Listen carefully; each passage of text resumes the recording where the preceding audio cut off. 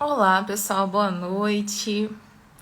Boa noite, estamos começando essa live surpresa aqui, não é? Uma live surpresa hoje. Na verdade, eu tô pensando em fazer algumas lives, já tem um tempo que eu tava querendo fazer algumas lives, mas eu quis aproveitar um assunto que tá muito em alta no Brasil. E provavelmente muitos portugueses também sabem do que eu vou falar hoje, por seguir muitos médicos e profissionais da saúde lá do Brasil. E aí eu quis vir falar sobre esse assunto, né? Sobre medicina, sobre saúde, o que vale a pena, no que acreditar, porque são tantas coisas, não é? Por aí que a gente ouve. E eu quero conversar um pouquinho com vocês sobre isso. Hoje a gente vai falar um pouquinho sobre isso. Vocês sabem que eu amo falar sobre saúde, sobre nutrição. E esse canal aqui, esse perfil aqui do Instagram, ele é justamente para isso, pra gente falar sobre saúde, sobre nutrição, para vocês terem autonomia e serem protagonistas da saúde de vocês também, passarem a entender e compreender algumas coisas, algumas questões, serem críticos. Quando o médico te falar alguma questão, você ser crítico, realmente saber se aquilo vale a pena para você ou não. Porque às vezes a gente deposita toda a nossa confiança, tudo na mão do médico. E o médico, ele não sabe o que a gente está passando no momento. Ele sabe ali o que você falou, mas os sintomas que você está sentindo lá na sua casa, todas as outras coisas, não é? Então, querendo ou não, a gente tem que passar a compreender e a entender o nosso corpo de alguma forma.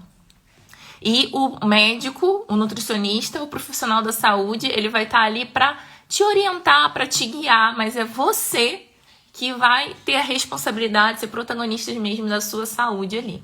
Então, esse é o meu intuito, por isso que eu tô aqui hoje, pra gente conversar, não quero ficar falando sozinha. Se vocês quiserem comentar sobre a saúde de vocês, tudo que eu for falando aqui e vocês quiserem comentando também sobre a experiência de vocês que vocês já tiveram. Mas eu vou entrar aqui na parte do que está acontecendo no Brasil. Não sei se vocês ficaram sabendo. Que tem uma médica, ela se diz médica integrativa. Não sei se vocês já ouviram falar nesse termo também, da medicina integrativa. Que ela soltou nas redes sociais sobre o câncer de mama. Que o câncer de mama, ele não precisa ser tratado de tal forma como convencional, né? Com aquele tratamento todo dos cânceres. Mas que ela tinha um método lá, não é? O método dela, que conseguiria tratar o câncer, que era mais leve, mais tranquilo, não ia agredir tanto o seu corpo. Só que a gente sabe que isso não é verdade. Quando a gente fala sobre um assunto tão sensível, não é? A gente tem que ter muito cuidado de falar sobre câncer, essas outras coisas. Isso não é uma inflamação. Isso não é algo só uma inflamação, não é algo simples de ser tratado. E realmente tem que ter um tratamento mais minucioso. Agora, uma coisa holística, a gente tem que ter muito cuidado e ser crítico em algumas questões. Mas também, outra coisa que eu queria pontuar para vocês é que pode ter acontecido isso. Foi erro dessa médica. Ela quis trazer essa questão para o lado dela, não é? Mas não excluem a medicina integrativa. A medicina integrativa ela é muito importante. E isso que ela fez foi algo totalmente errôneo. Não tem nada a ver com a medicina integrativa, embora ela se nomeie com isso, né? Com esse tipo. Só que, se a gente for olhar para a parte da medicina tradicional, que é essa que a gente sempre tem nos postos de saúde, nos hospitais, elas são muito importantes também. Porque foi através dela, a ciência, ela foi evoluindo e a gente foi entendendo alguns tipos de medicamentos. Imagina se a gente não tivesse antibiótico hoje em dia. Antigamente pessoas morriam com 40 anos, 30 anos, com alguma bactéria que hoje em dia a gente elimina sim, por conta de alguns medicamentos que hoje em dia a gente já conhece. Então a medicina convencional ela é muito importante. Só que a gente tem que começar a observar que se eu sinto uma dor de cabeça, às vezes o problema não está ali na cabeça. O problema às vezes está no fígado, no intestino, está em alguma inflamação. Às vezes eu sinto alguma coisa ali tem alguma coisa errada no meu período que não é só ali na parte do meu útero. Às vezes é alguma coisa hormonal, alguma coisa na minha microbiota. Então, isso que a medicina integrativa faz. Ela começa a perceber algumas questões, alguns sinais e sintomas que você tenha e interage isso com todo o seu corpo, porque nós somos integrados. Os nossos nervos, a gente tem um sistema linfático, a gente tem o nosso sistema circulatório, tudo é ligando o corpo por completo. A gente não é dividido um coração, um fígado, um intestino. E a medicina convencional, normalmente, ela vê mais separado, não é? Mas é aquilo que eu falei pra vocês. A gente não vai excluir também esse outro olhar. Mas é ver o que vale a pena ou não. Começar a ter um olhar crítico, entender todas essas coisas.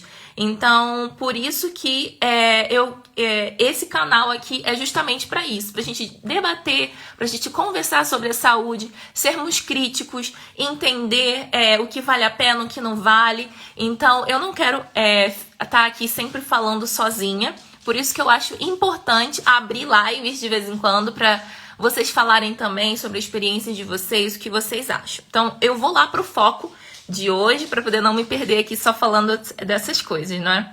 Mas qual medicina é melhor? Então, a gente já viu que não tem medicina melhor. Qual medicina é melhor? É a integrativa? É a holística? É a tradicional? Não existe medicina melhor. Existe aquilo que a gente consegue ajustar e adicionar na nossa vida, não é? Agora, eu quero falar de 3 pontos, 3 medicamentos que muitas das vezes a gente utiliza de forma errada. Às vezes até um profissional da saúde passa pra gente e a gente confia plenamente naquilo, mas eu quero hoje trazer um alerta pra gente ser crítico. Essa é a palavra da live de hoje, é ser crítico, não é? Então, vou trazer aqui 3 tipos de medicamentos para vocês abrirem os olhos de vocês e ver se isso tem necessidade ou não. Muitas das vezes as pessoas utilizam isso de forma também vamos supor, sem que o médico passe, não é? Então, o número 1, o primeiro, são os prazóis, o omeprazol. Normalmente a gente utiliza isso quando a gente tem algum problema ali no estômago, ou tá sentindo uma queimação, tá sentindo um mal-estar, ou então até mesmo quando a gente vai em algum posto de saúde, unidade de saúde, o médico orienta a gente a utilizar isso por estarmos sentindo algum mal-estar no estômago. Só que talvez até seja interessante para quem já tem alguma gastrite, para quem já tem alguma úlcera, algum problema mesmo já no estômago e já faça algum tratamento. Mas não utilize isso apenas como amuleto. Se você já utiliza isso porque tem alguma gastrite, alguma úlcera, procure evoluir, não utilizar isso só como amuleto. Agora, se você não tem, só sente queimação, ali aquela azia, aquele mal-estar, e mesmo assim tá utilizando esses prazóis, tenha cuidado, porque muitas das vezes essa azia, essa queimação, não é porque você tá tendo um excesso de ácido no estômago, não é. Muitas das vezes, sabe o que é? É a sua mucosa do estômago que não está saudável. Ela às vezes está fininha. O ideal é ela estar grossa, ter uma camada de muco protetor ali no seu estômago. Então, por ela estar bem fina, qualquer ácido que produzir, você vai sentir aquela queimação, aquele mal-estar. Então, o omeprazol, você tomando ele, você vai reduzir o ácido que está ali no seu estômago, não é? Vai reduzir esse ácido, mas não vai melhorar a mucosa. O problema número 1, a raiz do problema é o quê? É a mucosa. Então, e sabe o que vai acontecer quando você reduz essa acidez do seu estômago? Você não consegue digerir bem os alimentos. E aí, o que vai acontecer se você não digerir bem os alimentos? Partículas mal digeridas desses alimentos vai para o intestino. E aí, chegando ali no intestino, as bactérias que estão ali, elas vão ficar todas felizes, porque tem muita comida ali para elas. Não está digerido, então vai passar a fermentar muito, fermentar demais. Às vezes começa a ter uma hiperprodução de bactérias. Às vezes, a gente tem muitas bactérias no intestino, mas elas podem crescer além do normal por conta disso também. Eu já peguei pacientes que já tiveram problemas de estômago e que utilizaram por muito tempo esses prazóis. E uma coisa que eles não perceberam, que depois eu falando eles foram percebendo, era o quê? Que depois de um tempo eles passaram a desenvolver uma distensão abdominal, um mal-estar no intestino, gases, e não entendiam o porquê. Se no início o problema que eles tinham era só no estômago e agora eu estou tendo problema no intestino também. O problema veio daí. Por quê? A digestão que estava ali no estômago foi atrapalhada por conta do prazol, não é? Tirou aquela acidez ali, então não digeriu bem o alimento e começou a desregular a parte intestinal. E quando começa a desregular a parte intestinal, se não ser travado isso, a gente começa a ter vários outros problemas a nível do corpo inteiro. Por quê? A gente já ouviu falar, e todo mundo já sabe, que o intestino é como se fosse o nosso segundo cérebro. Porque ele tem muitas inervações, tem muitas ligações com a parte do nosso cérebro também. Não só no cérebro, mas em outras partes do nosso corpo. Mas tem muito essa associação. É tanto que pessoas que têm problemas no intestino, síndrome do intestino irritável, são pessoas que têm alterações de humor. Muitas das vezes a gente está feliz e tal, outras vezes cai aquele humor, sente aquela depressão, aquele mal-estar. Tem muito essa associação por conta do intestino. Outro exemplo é quando a gente está nervoso ou tem alguma prova, algum teste para fazer, a gente às vezes fica com aquela dorzinha na barriga, dá aquela vontade de ir na casa de banho, não é? Por quê? Por conta dessa ligação, não é? Aqui a Paula tá falando. Quando me sinto muito nervosa, tenho sempre essas alterações intestinais. Pois é isso mesmo, Paula. Porque a gente tem essa ligação mesmo, esse eixo intestino-cérebro, ele existe. Então, eu também tenho síndrome do intestino irritável. Se eu não dormir direito, estiver nervosa, tiver com algum problema, dito e certo, eu vou ter uma distensão abdominal muito ruim. Não vou conseguir digerir direito os alimentos e fico mesmo muito mal. E, então, nessas alturas, o que eu tenho que fazer? Tentar gerir, não é, as minhas emoções, mas uso estratégias de chá, vou tomando um chá para tentar reduzir essa distensão abdominal. Então, a gente falou sobre o primeiro medicamento, que é o prazol, pra gente ter cuidado com esses prazóis. Não sair tomando, assim, toda hora. Comi e tô me sentindo com azia, com mal-estar, com digestão. Comi muito hidrato de carbono e tô me sentindo assim. Se você não tem nenhuma úlcera, nenhum problema no seu estômago, e se você estiver se sentindo assim, adiciona, vai ser contraditório, mas faz isso, faz esse teste. Ou você adiciona um chá de gengibre, que ele vai ajudar na mobilidade ali do seu intestino, vai ajudar na parte do seu intestino ali. Ou você espreme meio limão numa água, num pouquinho de água e toma. Para isso estimular a produção de ácido. Você tem que estimular essa produção de ácido no seu estômago para digerir bem aqueles alimentos, aquilo tudo que você comeu. Então faz esse shotzinho de limão para ver se melhora. E se caso você sinta dor no estômago, mesmo não tendo úlcera, mesmo não tendo nada, e você está sentindo essa dor, esse mal-estar, você tem que melhorar essa queimação, né? Você tem que melhorar essa mucosa do intestino, do estômago. E uma das coisas que mais facilitam a melhora desse estômago é a utilização de aloe vera. Então, você fazer um batido com aloe vera ou então chá de espinheira santa. É muito difícil a gente conseguir encontrar aqui em Portugal o chá de espinheira santa, mas eu, por acaso, encontrei lá no celeiro esses dias, eu tava por lá e consegui encontrar um chá de espinheira santa. Ele é muito bom para a produção dessa mucosa do estômago, para quem tem problemas ali no estômago. Então toma esse chazinho de espinheira santa antes do almoço, depois outro antes do jantar, até melhorar para as pessoas que têm muito essas queixas ali no estômago. Então o primeiro medicamento foi falado, que foi os prazóis, não é? Agora vamos para o segundo medicamento, que é a do colesterol, quando a pessoa acaba tendo alteração do colesterol ali, não é? As civastatinas da vida. As estatinas, não é? Porque tem vários aí com esse nome. Na verdade, a gente costuma utilizar ele quando a gente tem alteração ali do colesterol. Só que, uma coisa que eu quero que... Não sei se já aconteceu com vocês ou com algum conhecido de vocês. Nunca teve nenhum problema com colesterol, mas teve uma alteração ali numa fase quando fez essa análise. e o médico passou logo esse medicamento para você. Passou logo de cara esse tipo de medicamento. Isso aconteceu com a minha mãe, lá no Brasil. Quando eu ainda era estudante de nutrição, a minha mãe teve ali, fez uma análise, deu uma alteração ali no colesterol, o médico quis logo passar esse tipo de medicamento para ela. Só que nos guias, o que tem na maioria dos guias, principalmente, eu tô lembrando do guia do Brasil, mas aqui da Europa é muito igual, porque a gente utiliza sempre as referências na parte da saúde daqui da Europa também, em algumas coisas. E na parte do colesterol é meio que igual no mundo todo. E uma dos guias, o que dizem? Que a primeira vez, quando você tem um colesterol aumentado, a primeira conduta é estimular o paciente à mudança de hábitos, à mudança de vida. Porque o colesterol alterado, na maioria das vezes, é justamente pelo estilo de vida.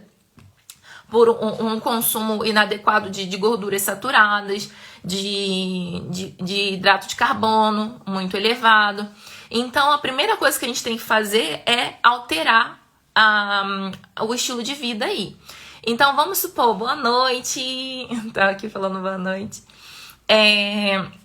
Então, a primeira coisa que a gente tem que fazer se o médico falar isso pra você, é você conversar com o médico e falar: olha, médico, me dê mais 3 meses pra poder eu tentar mudar o meu estilo de vida.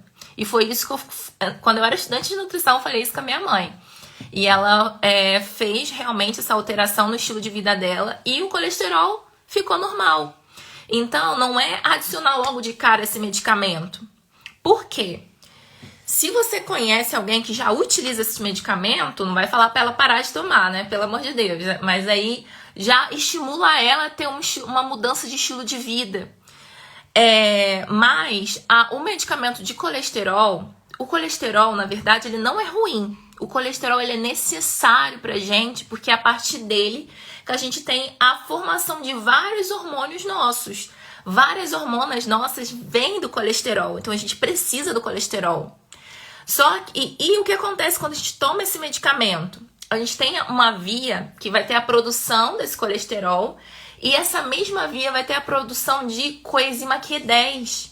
Então, essa via, quando a gente toma esse medicamento, ele é bloqueado.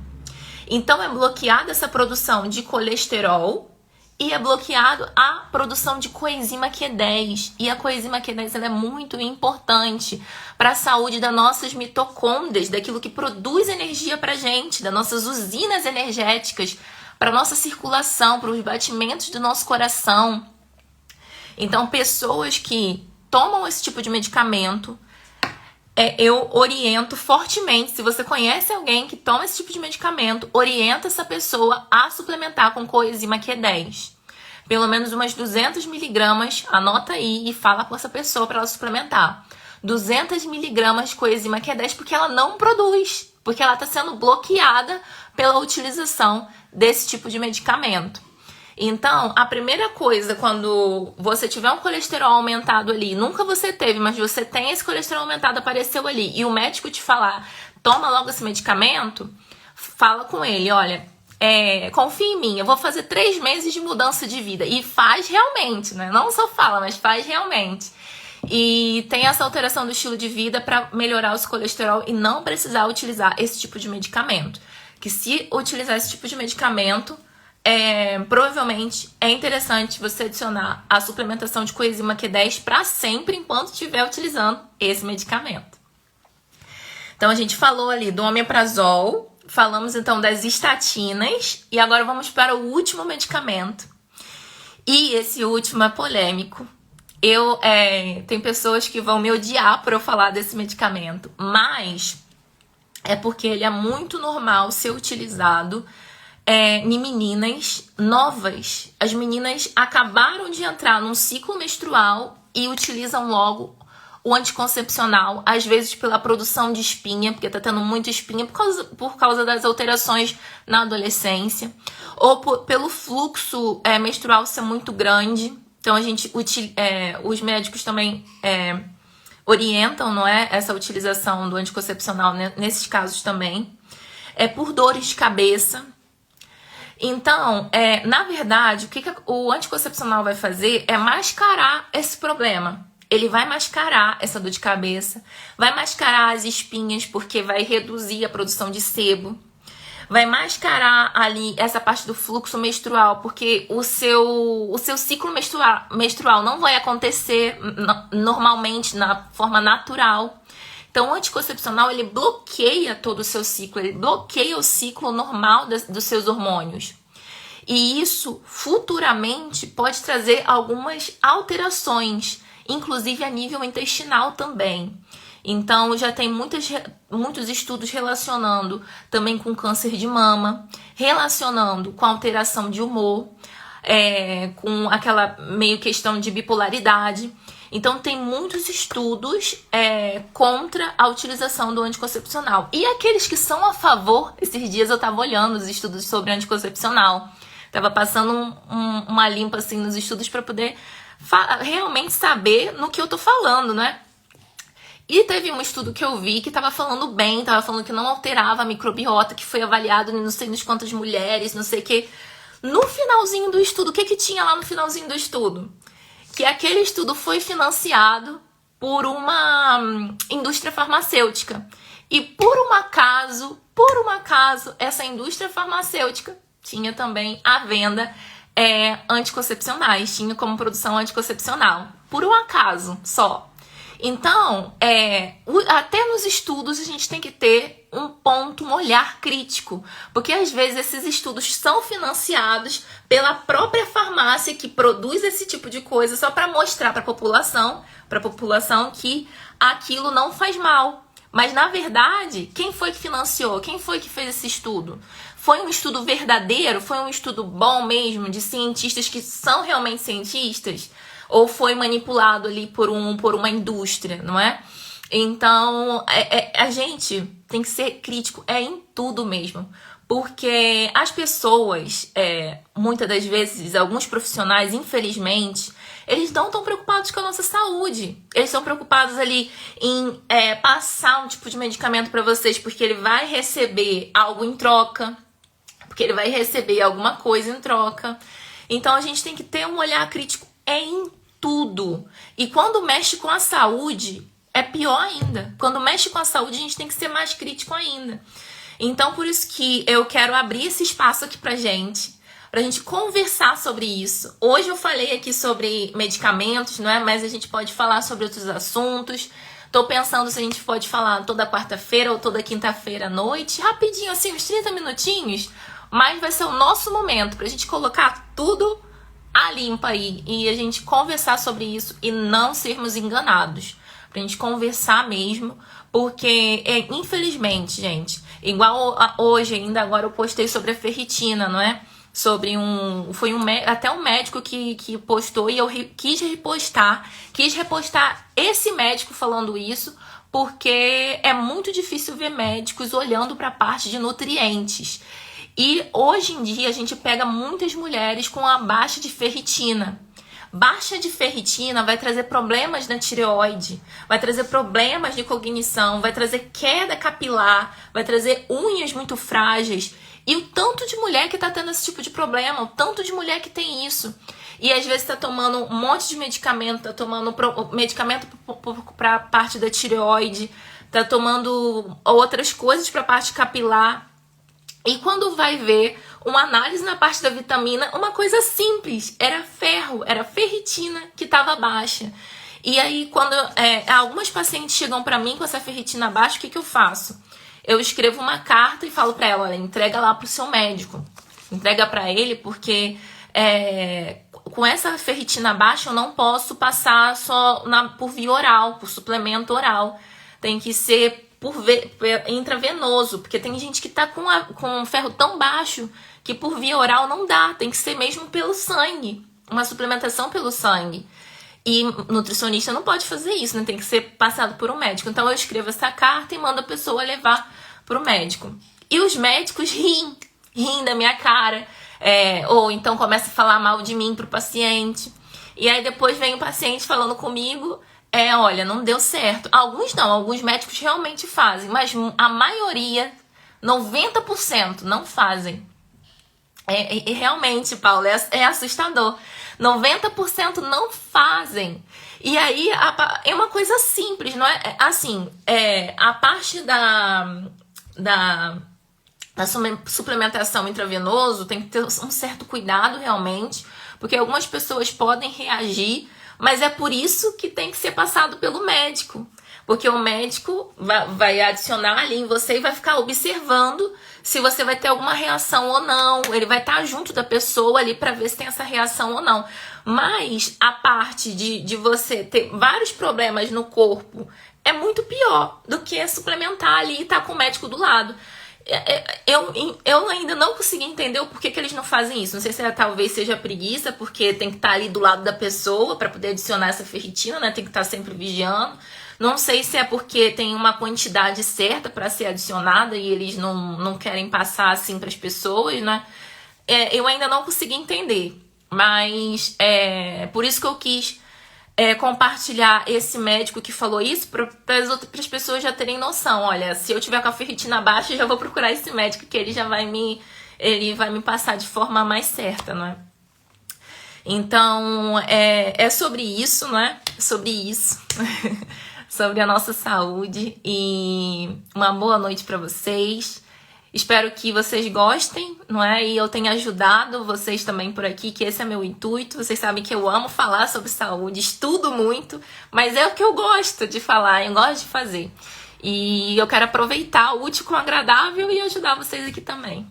Então, olha, uma boa noite para vocês, um bom feriado amanhã pro pessoal aqui de Portugal, não é? Amanhã estamos em casa e um beijão, tudo de bom para vocês. Obrigada, Lili. Boa noite. Beijos.